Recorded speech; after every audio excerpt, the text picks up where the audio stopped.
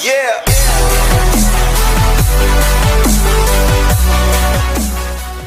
Students, my name is Prashant Kumar और मैं स्वागत करता हूं आप सभी का अपने प्यारे चैनल विज्ञान विला एजुकेशन में। आई होप आपको ये वीडियो सीरीज बहुत ज्यादा पसंद आ रही होगी, तो प्लीज जल्दी से इस वीडियो को भी लाइक कर दीजिए और शेयर कर दीजिए और चैनल को सब्सक्राइब करना ना भूलें ताकि जो भी नया वीडियो हो वो आप तक सबसे पहले पहुंचे। तो चलिए स्टार्ट करते हैं आज की क्लास को। सो वेलकम स्टूडेंट्स, आप सभी का स्वागत है विज्ञान विला एजुकेशन के अंदर। और चलिए आज हम स्टार्ट करने वाले हैं अपने एक नए टॉपिक के साथ, जिस टॉपिक का नाम है G and modification in equations of motion. I hope आप लोगों ने इससे प्रीवियस वीडियो क्लासेस देखी होंगी बच्चों, जिसमें मैंने डिस्कस करा है एक्सेलरेशन ड्यू टू ग्रेविटी, इसको हम कैसे कैलकुलेट करते हैं, राइट। फ्री फॉल की क्या केस होती है, ये सारी बातें हम लोगों ने डिस्कस करी है। आज मैं आपको बेसिकली इस इक्वेशन ऑफ मोशन का रिलेशन बताना चाहता हूं कि ये ग्रेविटेशन के साथ कैसे रिलेट करता है। आज हमें इसको डिस्कस करना है और इससे रिलेटेड फिर हम कुछ न्यूमेरिकल्स की बातें करेंगे, राइट। तो चलिए जल्दी से आगे चलते हैं। So now the fact is कि आप लोगों ने चैप्टर नंबर 9 में 3 इक्वेशंस ऑफ मोशन पढ़े and I hope you remember that these 3 equations are basically valid for uniform accelerated motion, है ना बच्चों। इसके लिए वैलिड था ये। यूनिफॉर्म एक्सेलरेटेड होने का मतलब ये है कि एक्सेलरेशन की जो वैल्यू है वो हमेशा सेम आएगी, वो चेंज नहीं होगी, वो फिक्स रहेगी, हम ऐसा कह सकते हैं, right. Now the fact is कि जी, जिसे हमने अभी अभी एक्सेलरेशन ड्यू टू ग्रेविटी कहा था, ड्यू टू ग्रेविटी, एंड इसका हमने बच्चों एक्सप्रेशन भी फाइंड आउट किया था। The expression was come out to be, G was come out to be बच्चों Gm/r², जहां पर ये m बच्चों मास ऑफ द अर्थ था, क्योंकि ग्रेविटी अर्थ की वजह से लग रही है, so it will going to be the mass of the earth, and r is the radius of the earth.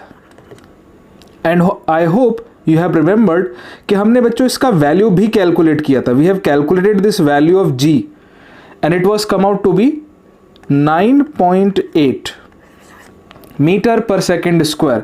This was the value.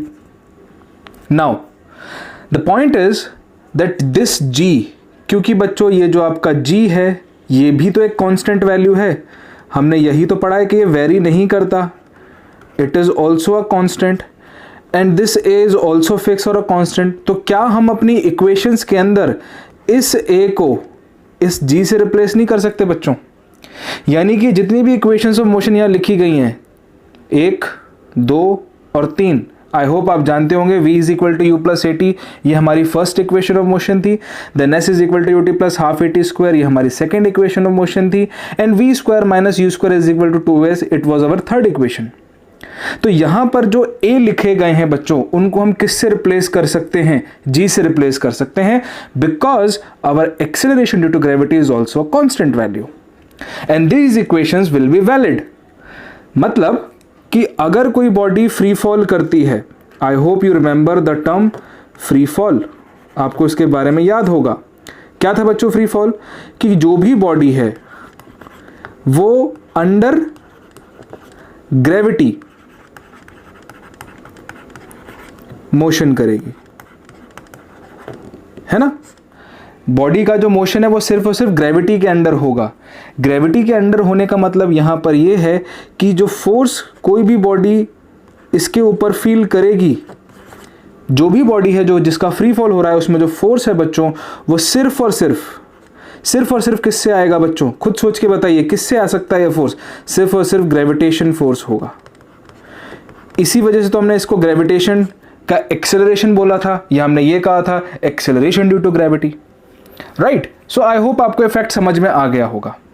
And now what we can do, we can use these equations now. आप ध्यान से देखिए, इन equations के अंदर मैंने a को g से replace कर दिया है and we have now new 3 equations of motion which we can used for a body which is under free fall. तो जब कभी आपके पास क्यों न्यूमेरिकल बच्चों फ्री फॉल बॉडी का आएगा ना, फ्री फॉल बॉडी का, तो आप यहां पर यही इक्वेशंस यूज करेंगे, v is equal to u plus g t s is equal to ut plus half gt square and v square minus u square is equal to 2s। अब ये 2gs sorry, आप ये 3 equations को use करेंगे। Now अब यहां सवाल ये है कि कब g को पॉजिटिव लेना है और कब g को नेगेटिव लेना है। So now the fact is that we can replace all the बच्चों all the values of a by g। हम a को g से रिप्लेस कर देते हैं, लेकिन एक सवाल है मेरा। मैंने आपको बताया था बच्चों कि g की 2 वैल्यूज हो सकती हैं, वो पॉजिटिव में हो सकता है, वो नेगेटिव में हो सकता है।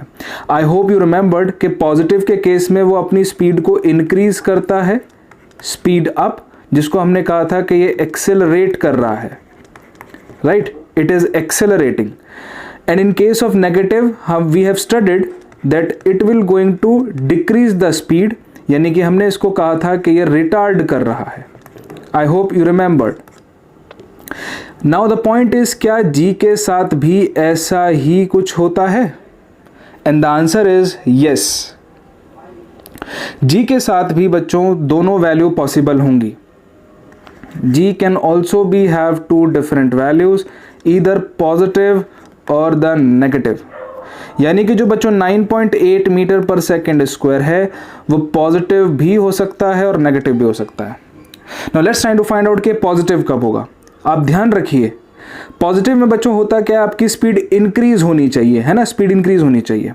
तो ऐसा तब होता है जब कोई बॉडी डाउनफॉल में हो, यानी आप किसी बॉडी को एक सर्टेन हाइट से ड्रॉप कर दोगे नीचे की तरफ, नीचे करोगे तो ये जो g का वैल्यू है बच्चों ये पॉजिटिव हो जाएगा, राइट। और अगर हम किसी बॉडी को अपवर्ड डायरेक्शन में थ्रो करें, आप सरफेस से, कहां से कर रहे हो बच्चों आप सारी कहानी, सरफेस से, यानी कि जब आप बॉल को या किसी ऑब्जेक्ट को या स्टोन को ड्रॉप करते हैं तो इस केस में g पॉजिटिव। अगर मैं किसी स्टोन को सरफेस से ऊपर की तरफ लेकर जाऊं तो नेगेटिव। मतलब ये हुआ कि अगर हम एग्जांपल लें बच्चों रॉकेट का, तो रॉकेट के केस में हम जो g लेंगे वो किस में लेंगे, नेगेटिव में लेंगे, क्योंकि रॉकेट हमेशा अपवर्ड डायरेक्शन में जाते हैं, राइट। क्लियर हो गया। चलिए अब जल्दी से कुछ न्यूमेरिकल बातें कर लेते हैं ताकि आप इन इक्वेशंस को यूज कैसे करना है वो भी सीख सकें। So now I have some practice problems. देखिए फर्स्ट क्वेश्चन में बच्चों क्या लिखा है, let a ball is dropped from a certain height then find its velocity after a time t। यानी कि मतलब ये हुआ कि इसका सॉल्यूशन हमें सॉल्व करना है। देखिए बच्चों कैसे होगा, समझना जरा इस बात को। मान लेते हैं कि ये हमारा ग्राउंड सरफेस था, राइट। यहां से हमने क्या किया बच्चों, from this point we have dropped the ball. मान लेते हैं हमने यहां से इस बॉल को क्या कर दिया बच्चों, ड्रॉप कर दिया। ड्रॉप कर दिया तो यू नो वेरी वेल कि क्योंकि ड्रॉप किया है तो u की वैल्यू क्या होगी, 0 होगी, right, okay. And then let's suppose v is the final velocity. मान लेते हैं v उसकी फाइनल वेलोसिटी है, या आप ऐसा कह सकते हैं velocity after the time t। Now the point is what will be the value of acceleration this time? It is going to be g, and because ball is moving downward, देखो बच्चों ball नीचे की तरफ आ रहा है, यानी अपनी velocity को इंक्रीज करेगा। इंक्रीज करेगा तो आप g कैसा यूज करेंगे बच्चों, पॉजिटिव इंक्रीज यूज करेंगे, राइट। पॉजिटिव यूज करेंगे तो जरा जल्दी से बता दो v का वैल्यू क्या आ जाएगा, it will come out to be u plus gt, and because u is 0 so we can write simply gt, or we can write 9.8 t meter per second. Now whatever be the value of t, या we can say let's suppose t is equal to 1 second, तो जब ball बच्चों 1 second का distance travel कर लेगी तो जो उसकी वेलोसिटी है it will come out to be 9.8. If t is supposed to be 10, now let's suppose for a simple calculation, time is 10 second हो जाता है, मान लेते हैं। तो खुद बताइए बच्चों इसके लिए वेलोसिटी कॉरस्पॉन्डिंग क्या हो जाएगी, 9.8 multiply by 10, that is simply 98 metres per second.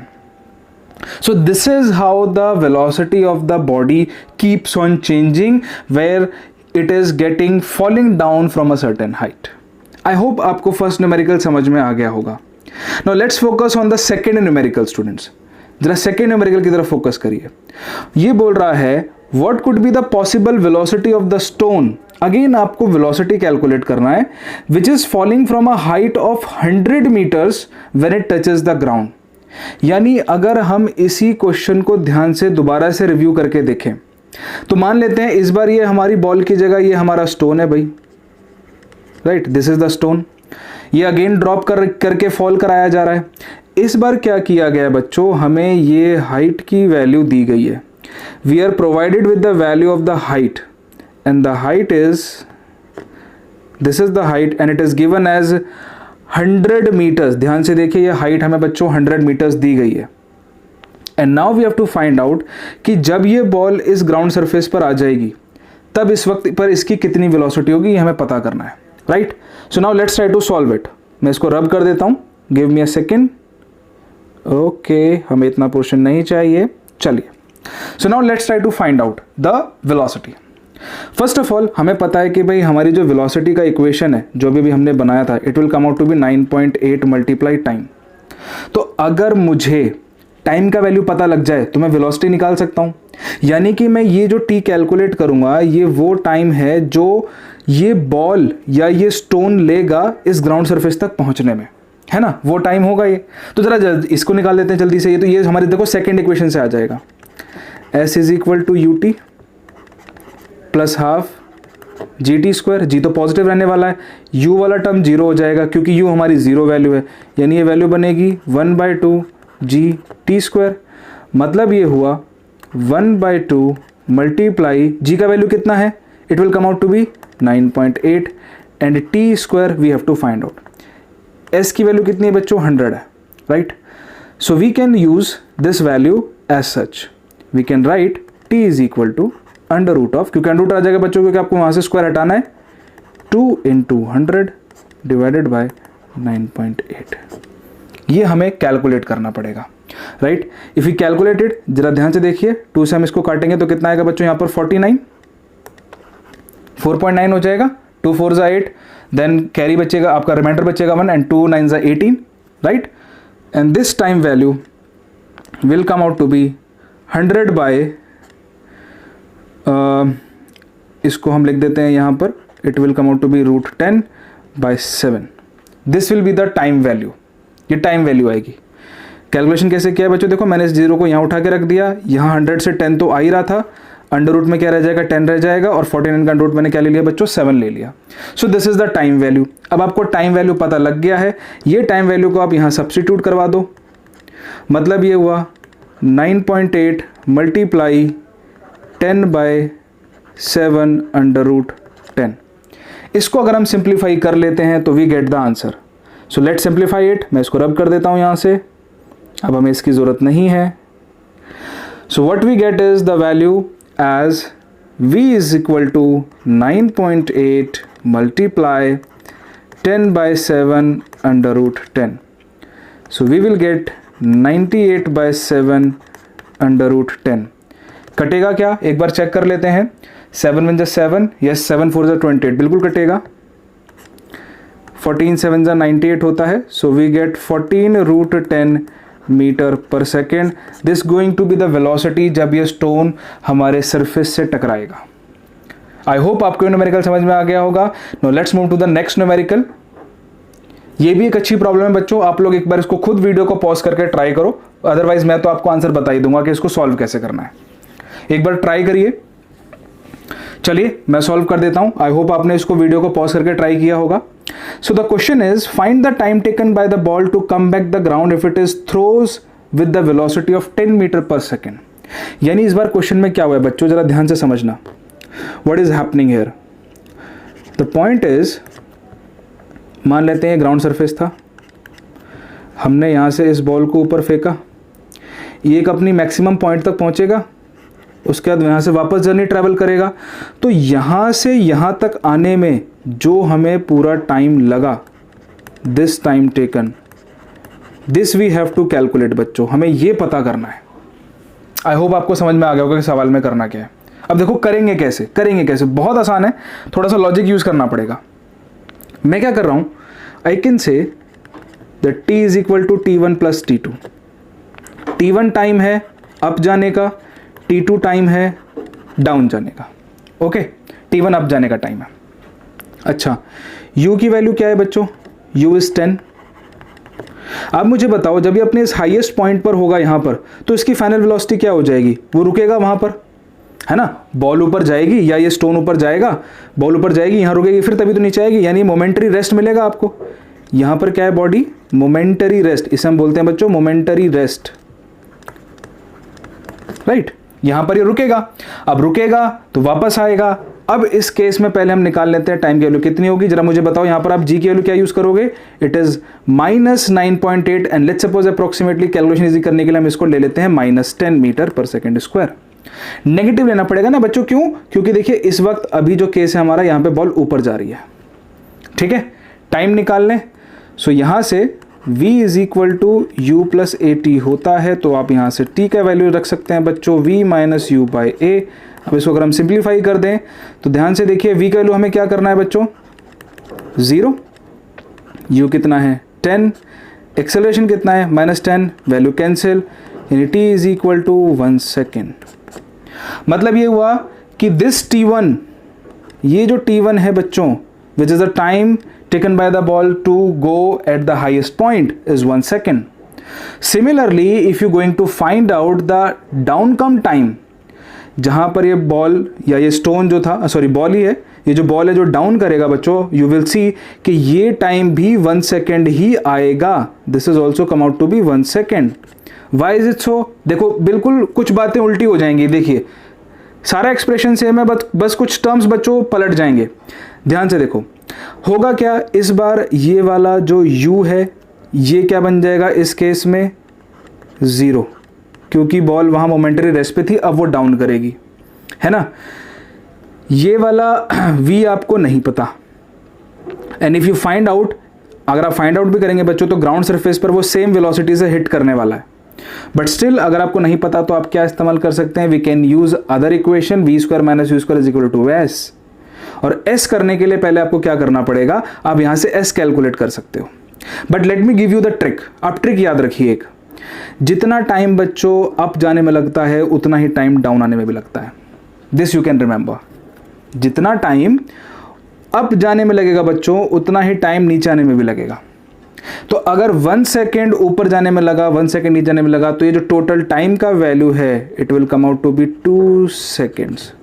And this is the answer of this numerical. यही बच्चों इसका आंसर है। बॉल जिसको हमने 10 मीटर पर सेकंड की स्पीड से फेंका था, वो 1 सेकंड में ऊपर, 1 सेकंड में नीचे, यानी कि 2 सेकंड के बाद वो वापस आपके हाथ में आ जाएगी। आई होप आपको ये न्यूमेरिकल समझ में आए गए होंगे। और प्लीज़ अगर वीडियो आपको अच्छी लग रही है बच्चों तो जल्दी से जल्दी इसको लाइक कर दो, शेयर कर दो, सब्सक्राइब कर दो, ज़्यादा से ज़्यादा इसको प्रमोट करो, ट्रेंडिंग में ले आओ। और मैं इसी तरह से आपके साथ नए नए टॉपिक्स डिस्कस करता रहूँगा और आपको अच्छे से अच्छे लेवल का कंटेंट प्रोवाइड करूँगा, ताकि आप अपने मार्क्स बहुत ज़्यादा अच्छे